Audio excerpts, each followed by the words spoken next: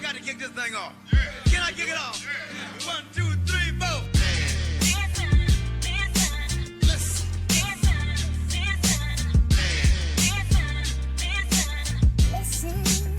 Ladies and gentlemen, listen.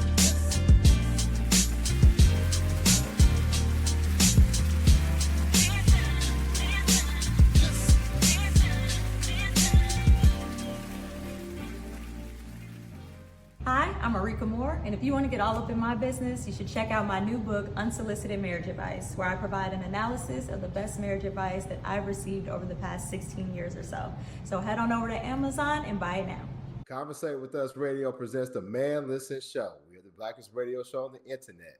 We bring you our opinion on topics that affect the black community in the effort to enlighten, enrich, and empower every brother and sister that falls under the sound of our voice. We operate on a no-hating frequency, so be prepared for us to keep it 100% real and 100% black all the time. Please go to our Facebook and Instagram at Man Listen Show. You can go to our website, www.manlistenshow.com, listen to past episodes, and make sure you go to YouTube, click that bell icon so you can be notified of upcoming episodes. And just make sure you tell everybody about the blackest radio show on the internet, the Man Listen Show. I'm your host, Mark B. Let's bring the crew in. All right, we got a new look. What's up, y'all? What's going on? Hey. It's all good. It's all good. We told everybody that we're going to be trying some new things with the show. Make sure you go to our IG. There's a little cash app. You can bang some money to us. You know what I mean? So we keep investing in the show and all that. But listen, man. Now, I've been a big fan of this dude, and a lot of people have not. Pastor Jamal Bryant. So a lot of people hate on Jamal because, you know, obviously he's a pastor. He's had a history of, you know, being lecherous and cheating on his wife and, you know, problems with women, you know, not sexual assault, but just he, you know, messing with a lot of women or whatever. And, you know, people have been down on him. Now, one thing that you cannot say about Jamal is he's been down for black people. He's always been at the forefront of the struggle, speaking out for the black community. And most recently, he came to light a year ago when he came to the forefront with his, now he's calling it a Target fast.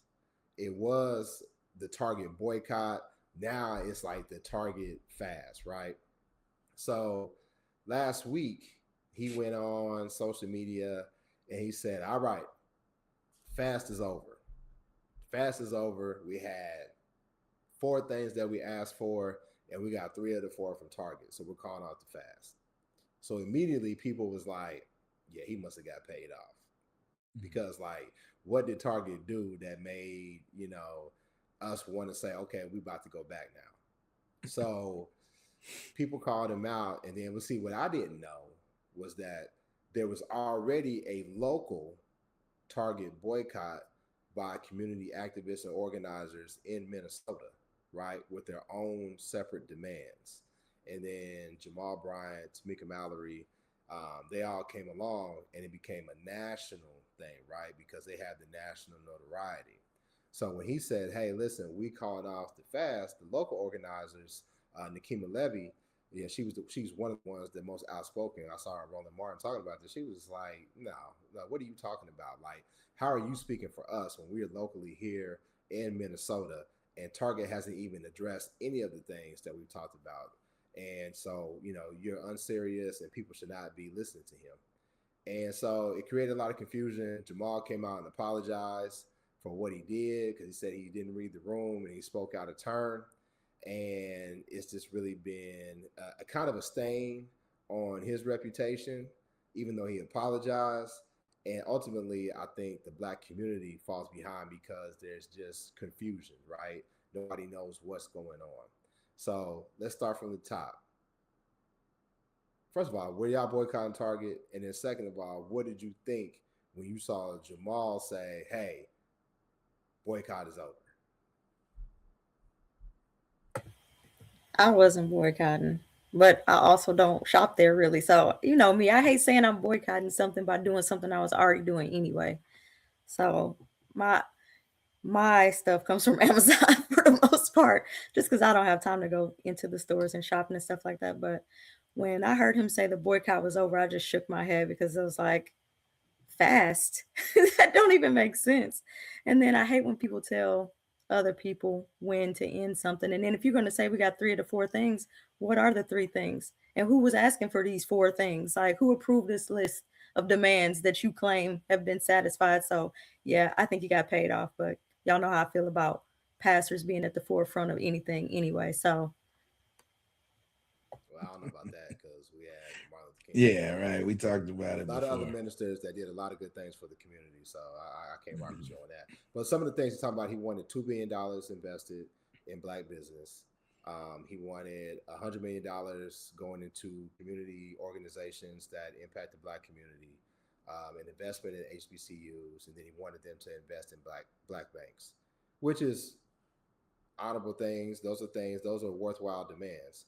Now, he said what they did not achieve was the investment in black banks, and they were 95%, according to Target's reports, towards the $2 billion commitment to black businesses. So that's what he was asking for. So, Lav, what did you think? Yeah, well, I was someone who was participating in the fast. um, It to started be out as honest, a 40-day fast, and then it it started turned out as into a like 40-day fast, and it was, 400-day boycott. Yeah, and it right, and it. I will say this: I was a heavy Target shopper.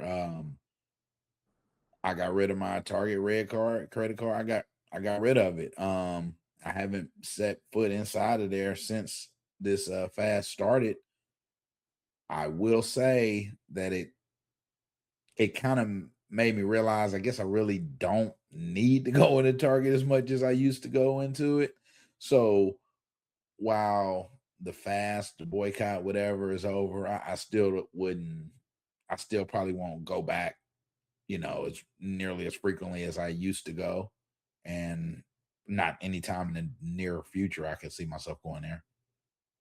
yeah, I don't see myself going. And the thing that bothers me about a lot of people, and Erika says some of these things, but I know where Erika's coming from, right? Her stance on, well, if I wasn't going, if I don't watch, how can I say I'm boycotting? Okay, I get that. But there are some people that just like, no, I ain't never stopped going. Like, Yeah. fuck what y'all talking about. I'm gonna do what I want to do.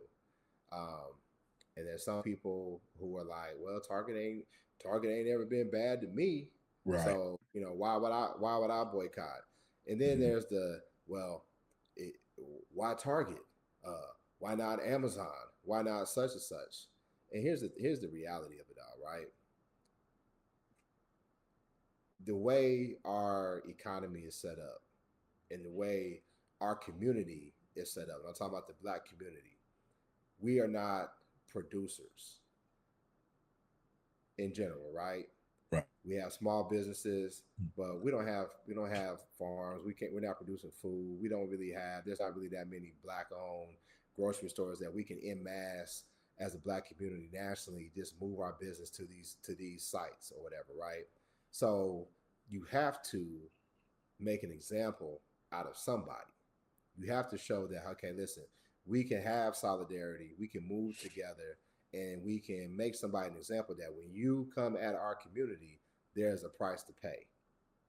And for me, what's annoying to me, and me and C used to talk about it all the time, shout out to C, if you don't believe in what we're doing, then just be quiet. Stand to the side. Right. You don't have to really, but what are you proving? What are you getting out of it by saying, hey, listen, well, I'm not doing that. And basically what happens is you're creating confusion. And that's not what we need. Do I believe that Mexicans, Asians, white people, do I feel like they're all on one accord when they're going against something? I think the rules come together on one accord for sure. But do I think everybody comes on one accord all the time? No. But what they don't do is create dissension and confusion. They will stand to the side. So that's my issue with the people that was like, well, why the boycott? Why should we do this? Now, Jamal came back and you apologized, but it is mighty suspicious. That's my favorite made up word. It is mighty suspicious, right? That all of a sudden, okay, well, all right, they did part of it, so we're gonna go ahead and call it off. And then you grandstand and you go to DC and you do this video promotion in front of the Target sign. Like, why they need your promotion? Right, right. It didn't make Mhm. any sense to me. Well, and another thing though that's kind of the local organizer saying he don't speak for us and all this. It you put yourself in that interesting position when you let someone who has more reach kind of co-opt your message. And so for them, while he might not have been the one that started it, if it were not for him, it probably wouldn't have been as publicized as it was. And so then, you put yourself in an interesting position when you let someone else take that power of your message, and you really haven't dealt with that person and said, hey, this is what we want. We're not going to end until this. And they kind of have free reign to do what they want when they want. And they're doing negotiating separate from yours. And it just speaks to something they're not the first person and won't be the last people who need someone to further their message, but you're not necessarily aligned with that person. And that's where that's a kind of a conundrum. What do? Do you keep your message small and not and don't have the reach, or do you let someone else who has a larger platform kind of be the face of it, and then when they take a misstep or do something you don't like, then you have to come in and be like, no, he doesn't speak for us. Well, you let him speak for you for a year. Yeah, no, I definitely agree with that because that's pretty much what happened in Ferguson. Like the people who were actually boots on the ground had a vision that turned out to be different than the vision that was kind of put forth by the public people. But Mm-hmm. I mean, I don't know if we could have had the nationwide reach that we did have, like you said, if it wasn't people who kind of stood in that spotlight. But even with standing in the spotlight, I think that there's something to be said about making sure that you still keep your voice and your agenda separate. And so when they say things, you say, well, this is what they're asking for, but this is what the grassroots or whatever is asking for. So I think you can let people further the cause and further the reach without letting them speak for you per se, or making sure that you have a distinct voice separate from theirs so that, when this happens, people aren't confused about where you stand. And you can say, hey, this is what our agenda is. We're not ending until this is what happens. And then just kind of make sure that you separate what it is you're trying to do from whatever it is that the people who are, reaching the larger crowds are trying to do.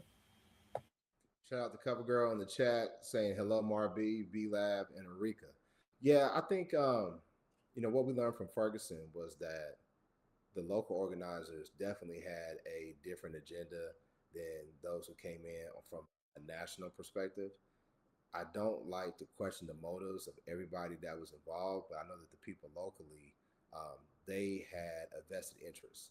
They lived there day to day. They had been terrorized by the police in the area of Ferguson and St. Louis County on a day to day basis. So there was a palpable sense of emotions that that when Mike Brown was murdered, they wanted a change. They were speaking out for a change. So then you had national people come in, and then it becomes, well, okay, the corporate media, they know, okay, well, we can go talk. What's the boy D Ray? We can go talk. Was that his name, D Ray McKesson, or was that's the comedian? What's the boy's name? The dude that always wear the little blue vest. It's definitely McKesson. Yeah, but it's something, right? So you Yeah. have these I think it's D Ray or Del Ray. yeah, I think it's D Ray. Yeah, I think it's D Ray. So you had these people come in, and then what was our boy that got? He was one of the people that got murdered. He was dude. He spoke. He was speaking out. He was calling out D Ray and all those dudes. Oh my gosh, what was his Darren name? Sims. Darren Sims. He was a real one. So he was calling them out like, y'all coming here for the news coverage. Y'all be on TV. Y'all not really communicating with us. Y'all not down with us. Y'all not really with the struggle. So when I saw Nikema Levy, she was on Roland Martin, and she was irate because she was like, how are you all going to take over for us when this is the movement that we started? We started this locally. And I think it's incumbent upon people with a national platform to work with the local organizers to make sure that the message is on one accord, there is no confusion, and you're not co-opting what's going on.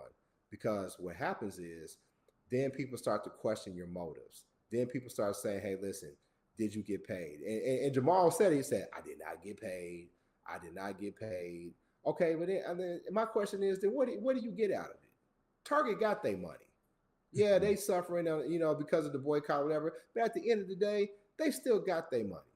Right. You don't have anything. And one of the things that the local organizer was saying, I can't remember the young man's name, but there was an African brother who was unjustly tried for murder, right? And Target somehow, some way had invested money to really help that case move forward and to get him convicted unjustly. So they wanted them to atone for that. They wanted them to atone for the DEI, for them backing down from DEI. And I think there was one other thing that they were asking for. And they were asked, well, have you met with Target's leadership? And they said, why?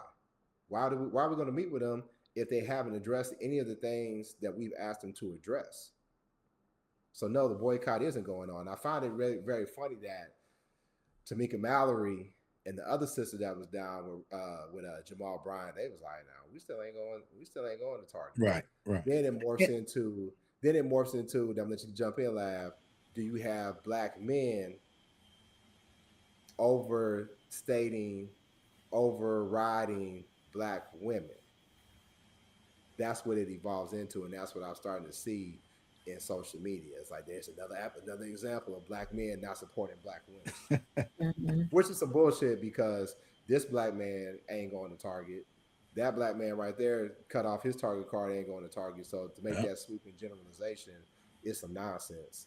But you do have to be cognizant if you're somebody like Pastor Jamal Bryant and how it looks, the optics. Right. And I think also, though, there was, because before this even came out, probably within the last, I don't know, maybe month or a month and a half, maybe on Threads or something, I had saw, little conversations going, and people were like, this Target's the only thing, and I really need this for my kid. It's the only place and people were trying to, and so, this the thing is, if you are in a place where there isn't another large box retailer, and I mean, I think maybe those people have continued to go, and to me, no shade, like you said, we all got to do what we got to do, right? But I almost wonder if he was like, you know what, I've been overwhelmed, or a lot of people have been asking me, like, hey, in my neighborhood there's a Target here, there's not a Walmart for 15 miles, and I can't get to Target, I can't get to Walmart, or I can't get to, I don't know, whatever grocery store, and most grocery stores don't sell household items like a Target will have groceries and a household items, small appliances, clothing, everything. So yeah, but I think that there are more Dollar Generals and Family Dollars or whatever in those rural areas than there is, you know what I mean, a Target or a Walmart. And I think that Walmart intentionally goes to those rural areas, but so does the Dollar Tree and whatever, the dollar store and stuff like that. They all do it too. So I think that there are options. I think it's just a matter of changing your routine to do what you said you was going to do. And that's what most people don't want to do. Hey, I'm not buying a steak from Dollar General. I'm just telling you, they got them in there. They got them at Dollar Tree. They got steaks at Dollar Tree. No, I wouldn't either. So listen, people are hurting right now. Inflation that too. The roof. This war that Trump started got gasoline prices. They jumped like what, 25%, something crazy. I know more than that. Normally to fill my truck up is around $55-$60. Last time I filled it up, it was like $80-something. Yeah, just in a week, And when you got people who drive to work, people who and I don't understand, like, people that got small children, like the small babies don't eat that much. When they start getting like 5, 6, 7, 8, 9, and all that, and you got to feed them every day, it's tough, man. It's tough out here. So, I think that those people probably aren't going to Target anyway, because Target is more, we call it Target. It's the bougie store, right? So really, if you're still shopping at Target, man, that's just because you want your creature comforts and you like going in, smelling the popcorn and all this other stuff. You know what I mean? So I don't agree with that, because I think there's Target, especially the super Targets that are groceries, have a lot of groceries, and you can't get a full grocery store item at a Dollar General, a Dollar Tree, Family Dollar. You just can't. I'm not But they debating got that. grocery stores. I'm not debating. I'm not Yeah. debating that point though. What I'm saying though is that Target is not low cost. So even if you're going there to shop for groceries, there's got to be a cheaper option somewhere. Target is not a low cost store. It never has been. No, but I mean, food prices are generally the same. I mean, you know, for the most part, 7 cent difference in mayonnaise or something. You know, I mean, I don't know. I don't know that. There's a hey reason man, why I do the there's a grocery reason why shopping in my house, man. Aldi's was in business. Right. Now Aldi's done got a little bit bougie. Exactly. Cause listen, somebody told me like when you go to like other countries, Aldi's is more high end. It's Hmm. here where we was like, man, Aldi's on some bullshit. She said Aldi. Look, we black, so we call it Aldi's. Hey, you get your fruit rounds. You don't get the Fruit Loops. You get the fruit rounds, man. Right. Right. I remember my ex-wife came. She was like, "Man, they just built an Aldi, Aldi's. I ain't you gonna let me. I'm gonna let you correct me. They just built the Aldi's, man. I got all this stuff." I said, "Man, don't you ever buy no bring no Aldi's in my shit?" Just because, like, back in the day, growing up, Aldi's had the stuff that was like, you buy some chicken from Aldi's, it may expire. Like if today is the 18th, it's gonna expire on the 20th. You got use the same day. you gotta go shop and cook. You gotta cook it as soon as you get home. Yeah. You know what I mean? So yeah, my thing though is this with Jamal. I don't think that this taints his reputation 100% for me. It's a blemish, but I'm also somebody that doesn't expect everybody to be perfect. I can't prove that he sold out, and based on his track record and how he has stepped to the plate for the black community and called out the powers that be and used his influence to help empower and enlighten the black community like we do on this show, I'm gonna give him a pass on this one. It's definitely bad optics. It definitely looks questionable, but I don't think that I'm going to 100% write him off because of this mistake that he made. What about y'all? I mean, I don't write people off. I mean, Look, I'm a Pisces, and this Pisces season right now, I'm quick. I'll write you off in a heartbeat. Yeah. Act like I don't know you.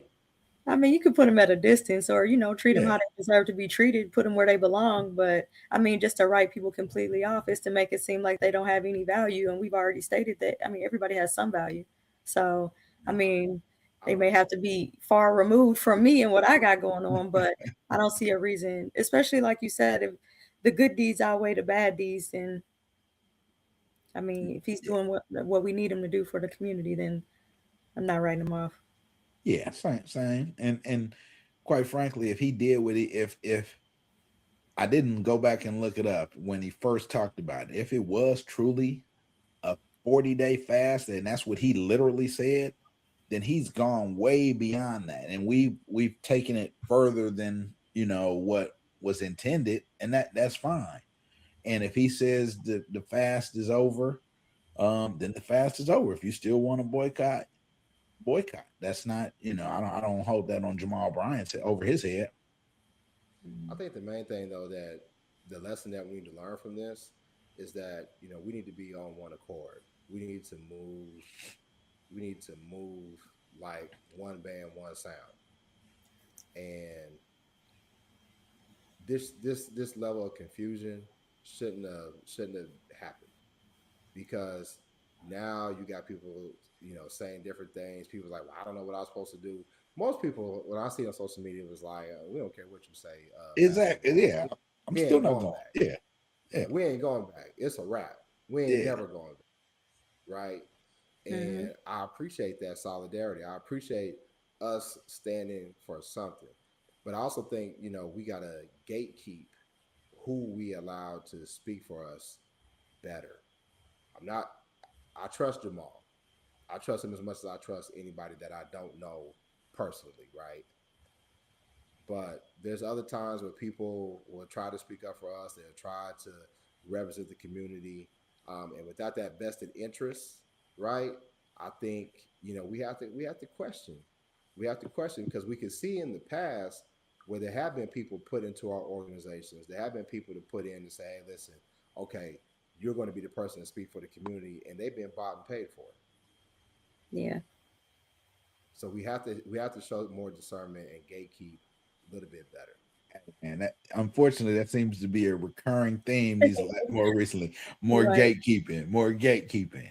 Right, I think right. also, And speaking of gatekeeping, I don't really know this dude's music, but this has been a fun. I've been, black social media. I don't fool with Twitter, so we can't call it Black Twitter. So Black Threads, Yeah. they've been hilarious about this. So Jack Harlow. Now he had one song that I made. I think I may have known he was at. They shot the video at the Kentucky Derby. And the only reason why I knew that they shot the video at the Kentucky Derby because he was there. The Kentucky, you go to horse races. If you're outside, it's a damn horse field. It's muddy, it's grass and all this stuff. So what I remember was this Jack Harlow dude. He was there to shoot his video, and I can't remember the black rapper that he had with him, but he had his sneakers on. And he didn't want to get his sneakers dirty, so he had a black security guard. And so he had the security guard basically like carry him so that he didn't get his shoes dirty. And if I'm a security guard, they're like, hey man, let me hop in your back, dog, so my shoes don't get dirty. I'm like, man, who the hell are you talking to, right? Now, most people don't think like, what? He might have just been like, damn, this dude is paying my salary, and it's kind of cool. Like, I got you, dog. Just hop on. But like, again, the optics, it looks terrible. It looks terrible. So that's what I really kind of found out about him because social media got in his behind about that. But I don't even remember that. I ain't gonna lie to you. I don't even remember that. Look it up. No, I'm not. I just. I don't even look remember it up. that. It happened. But I don't even know how about he's been in videos lately. no more. Dude put out a neo soul album, and it called into question how, and we talked about this on the last show. Make sure y'all go see our live episode. White artists who will use hip hop, rap to get in the door, and we allow them to because they make a catchy song or whatever. And then once they've built their notoriety, once they've established a little bit of fame, they switch. They go to country music, or they go to MAGA like Kid Rock, and you got the Jelly Rolls, and what's the other boy's name? Post Malone, White Iverson, Post Malone, Justin Timberlake. I still don't like that bastard. I'll never like that bastard. You're talking about some people are redeemable. He ain't redeemable for shit for me.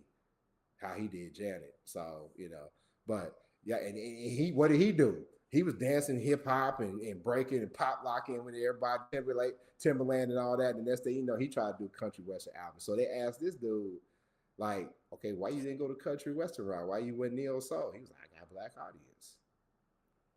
And people are calling him out. And it's funny, man. I gotta show y'all some of this, right? All right, check this out. Music stole child. It gets better. Most definitely not. Ice Cube. Ice, yeah. Charlie Kirk Franklin. That's no. Protect your neck. Kirk Franklin. That's Music Rothschild.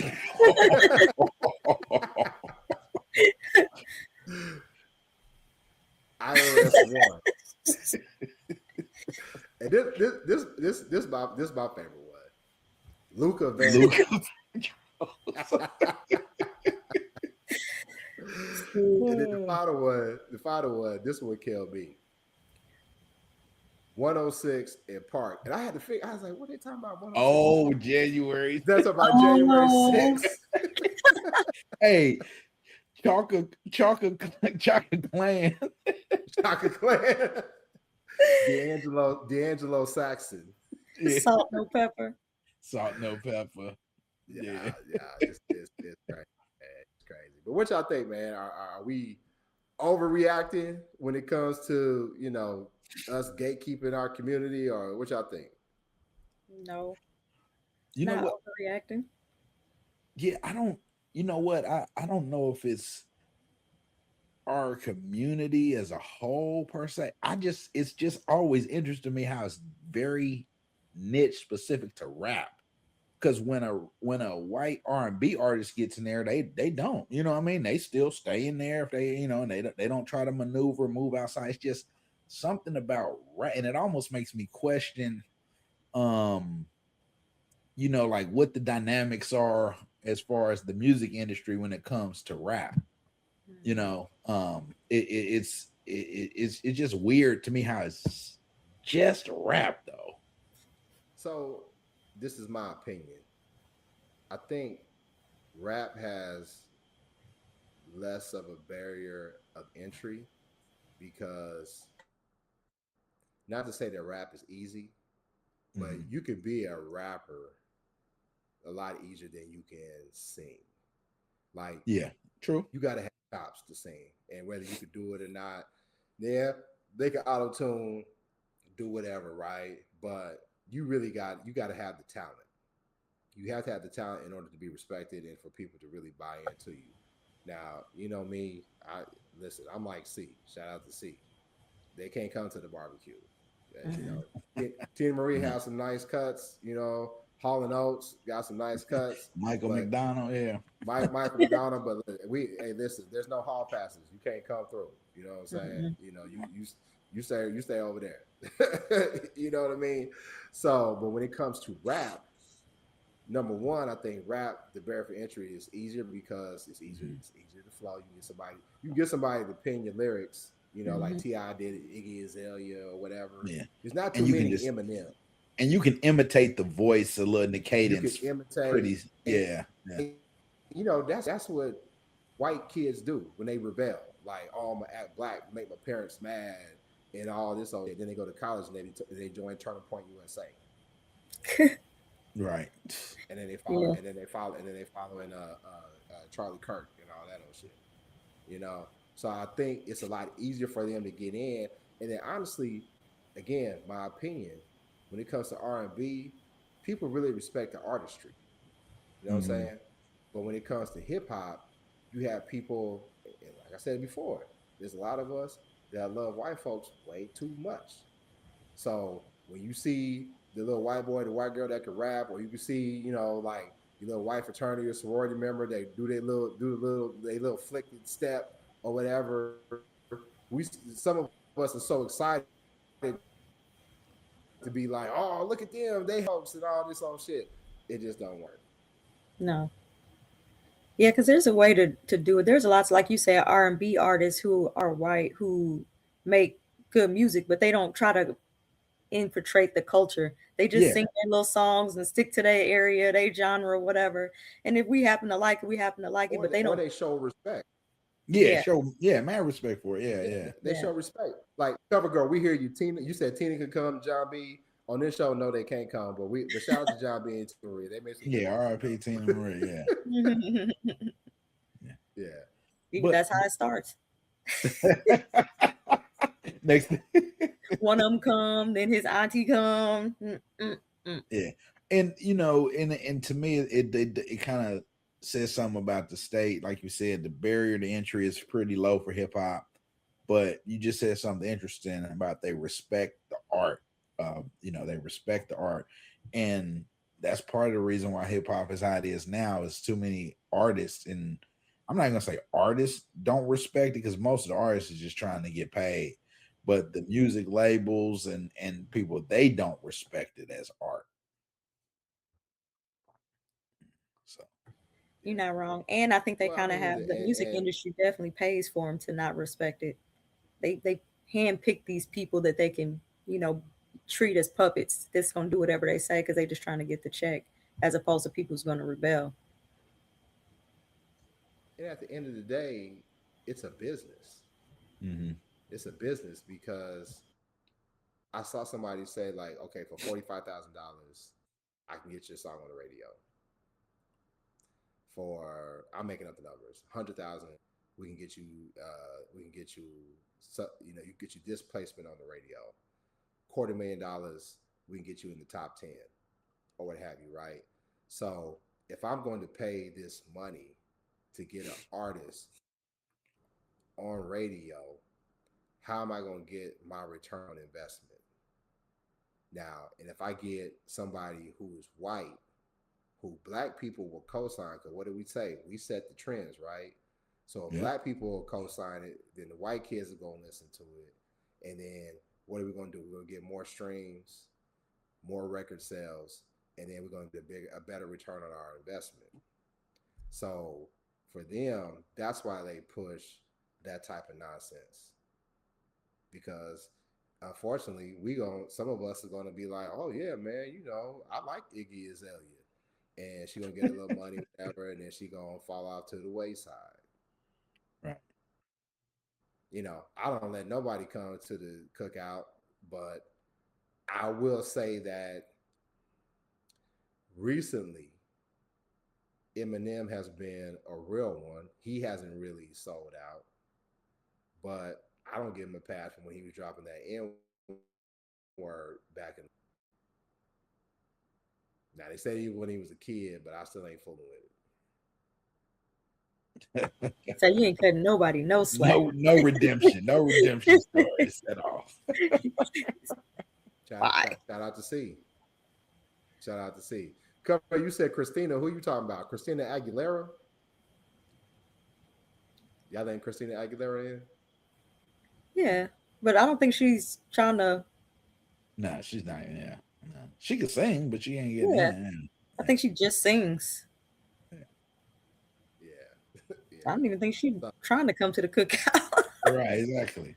I don't see her with no black people. No, definitely not Justin Bieber. Justin Bieber's on Justin Timberlake level when it comes to. Oh, for sure. Hell no. Yeah. Hell no, he can't come in. Yeah. But I saw another one where they called Jack Harlow. They called him lint condition. Yeah.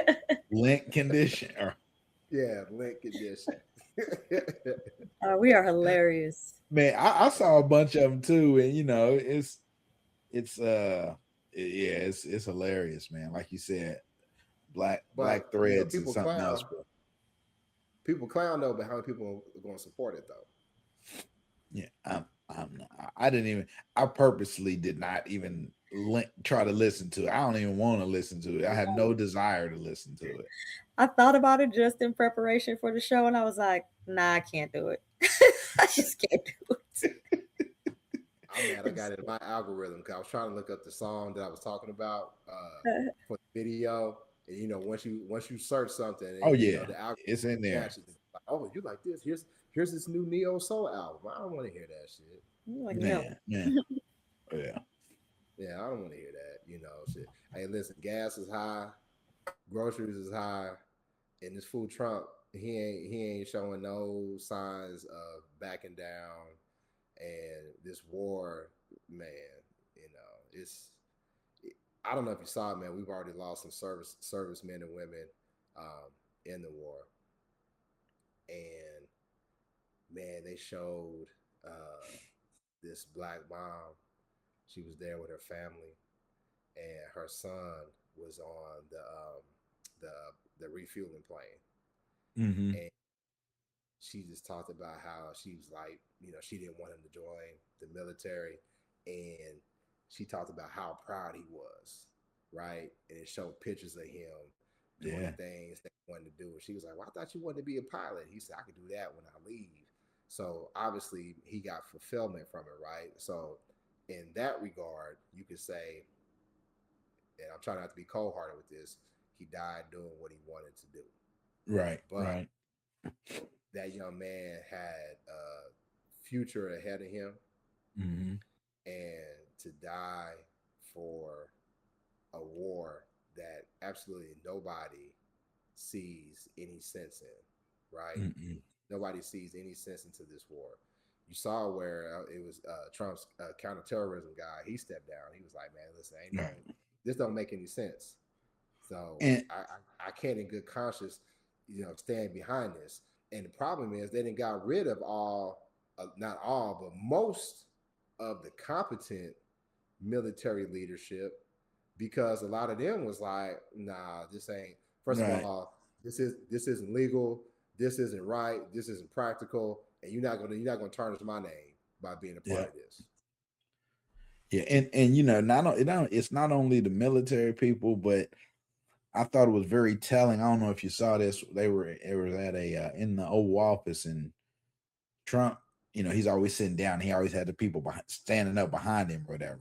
So there was JD Vance, and they asked him a question about what advice did you give Trump, or did you think it was 100% necessary? Was it necessary to bomb Iran? And JD Vance says, I understand what you're trying to do. You're trying to drive a wedge in between this administration. And he goes on to say something. So I'm not going to answer that and all that. To me, that's a telltale sign that, hey, I'm not in agreement on this. I know we didn't have to do this strike. That's the way he answered it without actually saying that. And Right. and so I don't know what it's gonna take to get somebody gotta have backbone. I mean, I don't know what it's gonna take. I think he's positioning himself for when he runs for president. So if the people are against it or it turns out bad, he can distance himself from it and say it wasn't Turns his out idea. bad. Yeah. Man, Well, how's it gonna turns out turn out worse. good? Yeah. How's it gonna Yeah, turn out You good? know what I mean? It's yeah, definitely but already bad, but if they always have these talking points. Oh, this is successful and this is a great success and this, and if they can They convince just because their people. they ran on, hey, listen, we don't all these senseless wars. We're not fighting for countries in the Middle East. Um, all if you this elect stuff. Kamala Harris, she's gonna have us in war with Iran in 6 weeks, and all this stuff. Like Mhm. crazy. Right. And and what's even more tragic, and this really tugs on my heartstrings, is how they're doing Cuba right now. Mm-hmm. They Yeah. really amped up the blockade, so Cuba's total total power system, they say, is Yeah. a total collapse because there's no fuel, and you could just imagine how it was. Now I visited Cuba, right? When President Obama opened it up, and I think when I actually went, man, was it under Biden or was it under Trump? It was under Biden when I went, I believe. It Yeah, was it was under under Trump when we went. Yeah. I think it was under Biden. So there's a way that you can go when it says, where you're going for the benefit of the Cuban people, basically going on a humanitarian mission. And when we went, we made sure that we invested dollars with the Cuban people. We didn't give anything to the government. It was, there were certain people that, they give salsa lessons. They would give tours that really describe, Afro-Cuban culture. They would give tours of Havana. So the money was going directly to the people. And even then, we saw there was blackouts, there was Yeah. scarcity, right?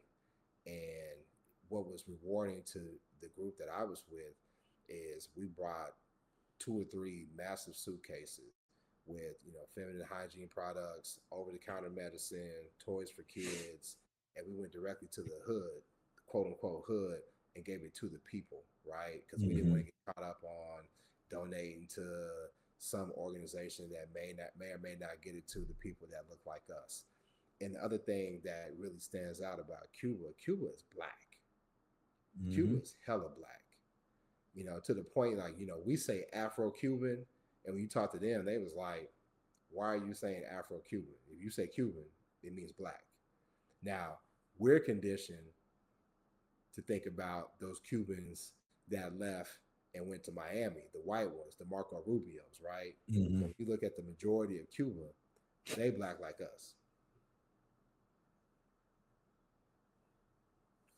Yeah. When we went, it was under a Trump because we actually went on a cruise. That was they letting you embark and so stay overnight in the cruise ship there, and get to. So we was only there for basically a little over a day or whatever.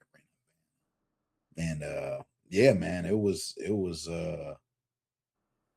interesting. We did go on one of those tours, and they took us to like where they had like the they had shot down the U.S.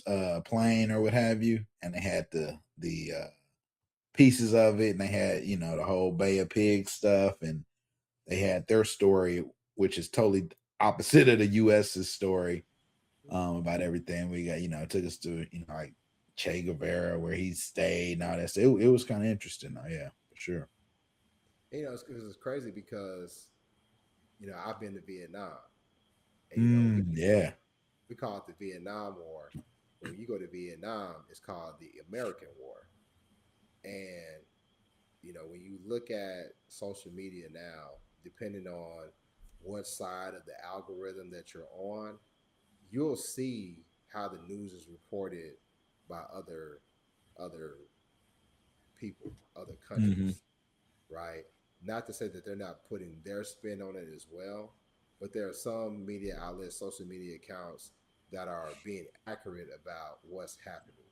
Because, you let Trump say it, we've won, we destroyed the whole Navy, there's nothing else there. Well, first of all, you said you destroyed their nuclear capabilities last year. So why are we back again?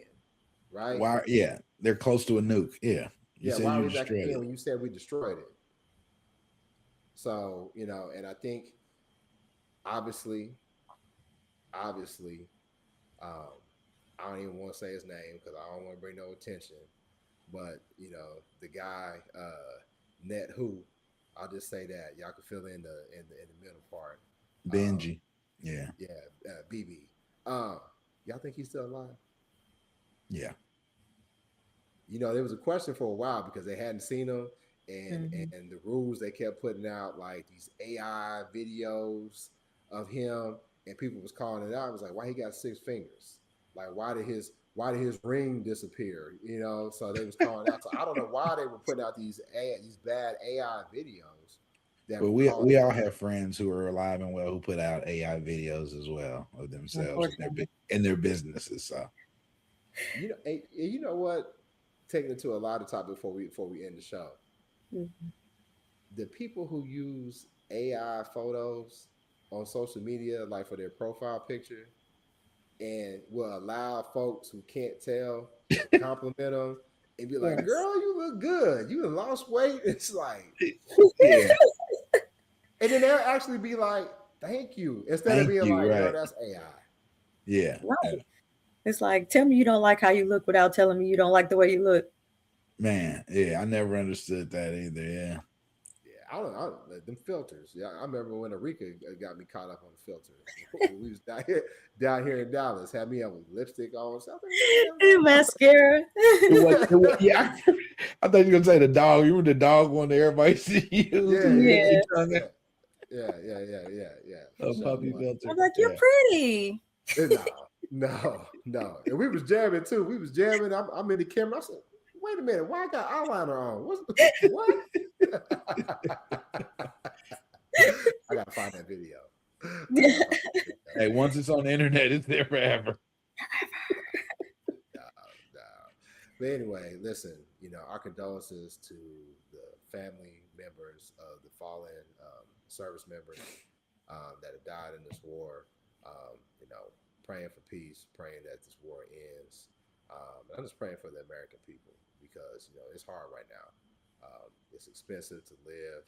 Gas is high, food is high, and, it's tough for a lot of people. And we always say, when America catches a cold, the Black community catches pneumonia. So if it's tough for, us as a country, it's tough for Black people. And that's our emphasis on this show, is really promoting the upliftment and advancement of Black people. So hope y'all like the new look. We got a phone number. We want y'all to start calling in, leaving voicemails. We play that on the show.